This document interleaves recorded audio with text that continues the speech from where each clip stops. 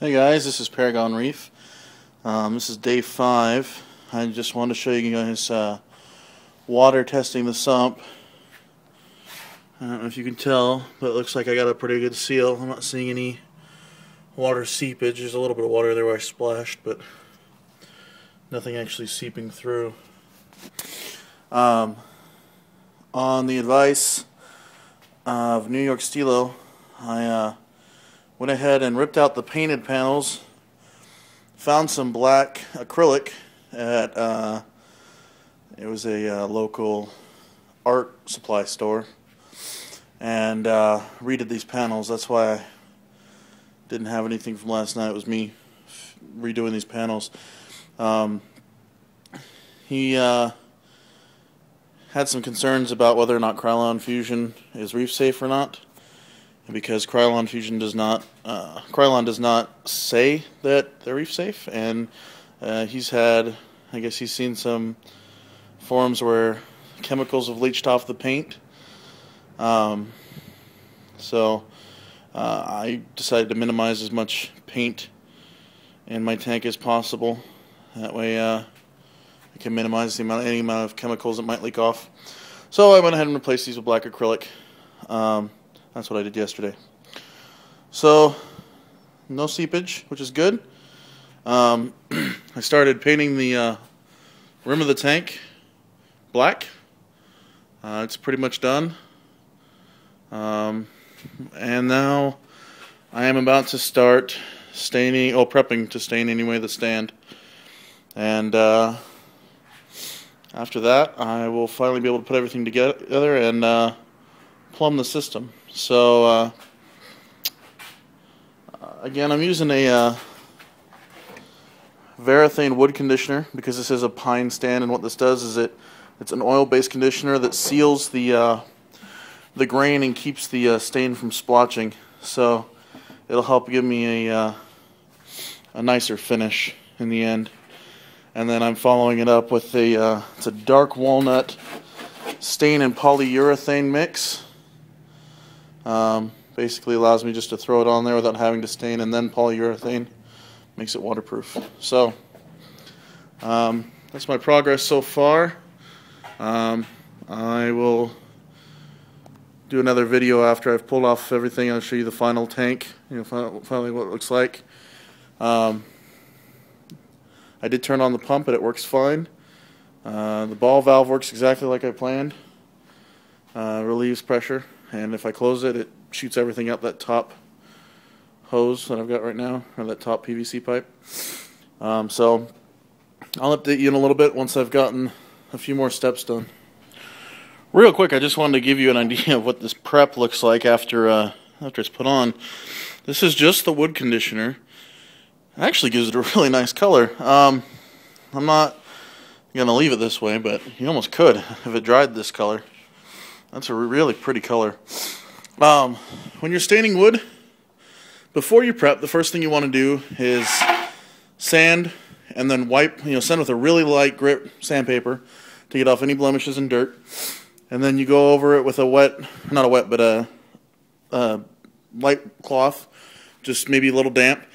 You wipe off everything, get all the dust off, and then you let it sit and dry. And then you can go ahead and put the prep on.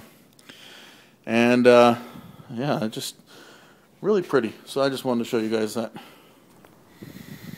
Alright, well, this is what the doors look like after I've applied the first coat of stain. I'll probably do a second coat. I kind of want it a little darker.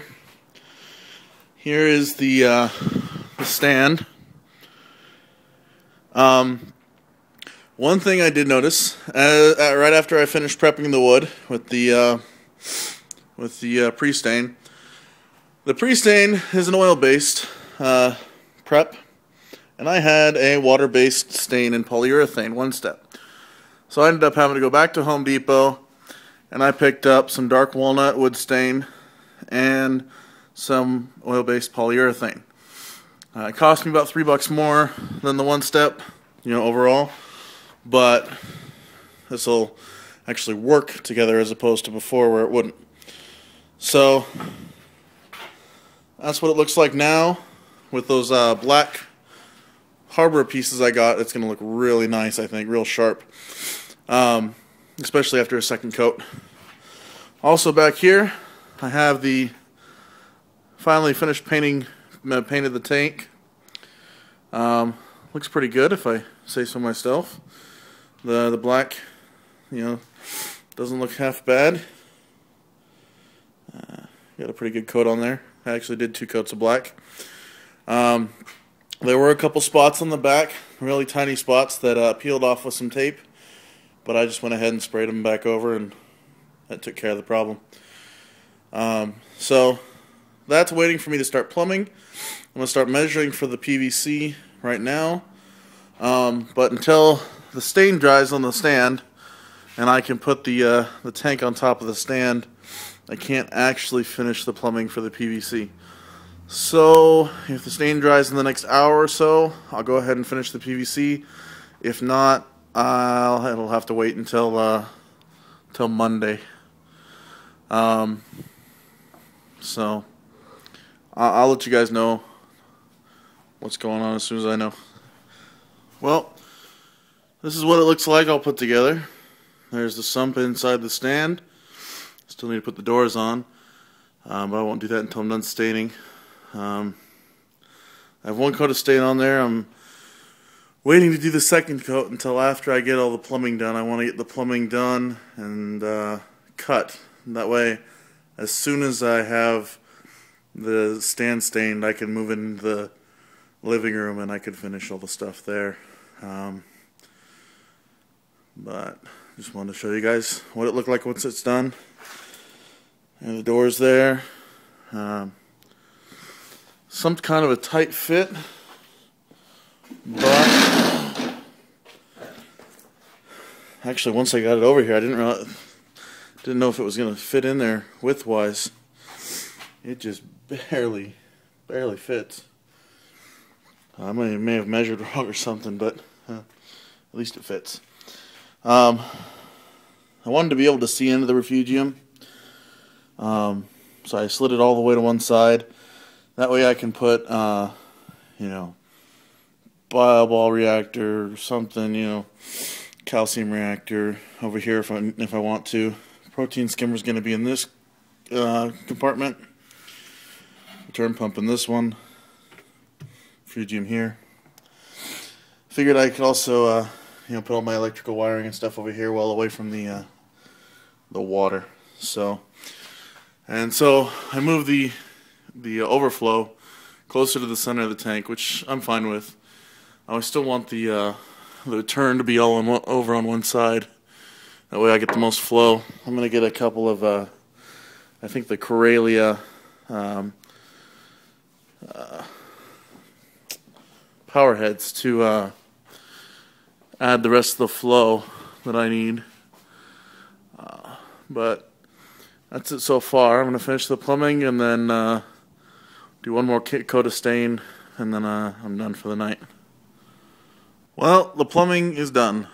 As you can see, this is the overflow.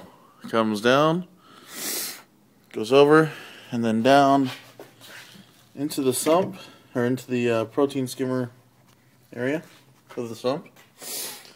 The water will flow through this baffle, sorry about the lighting, into the refugium, over this baffle, under this one, and this is the bubble trap, and into the return pump here.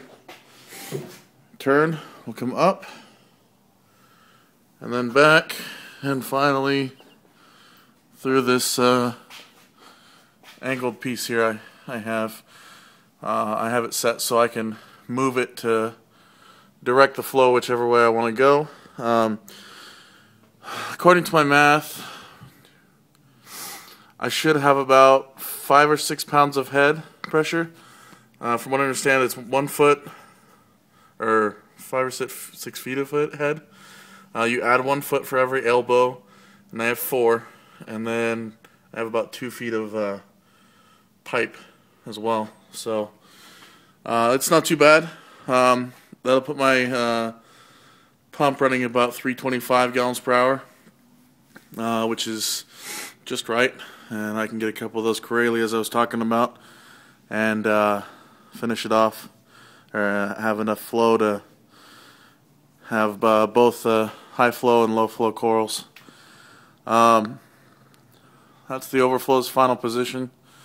I kind of like how the fact it ended up in the middle of the tank. Makes it a lot easier to conceal behind rockwork and things like that.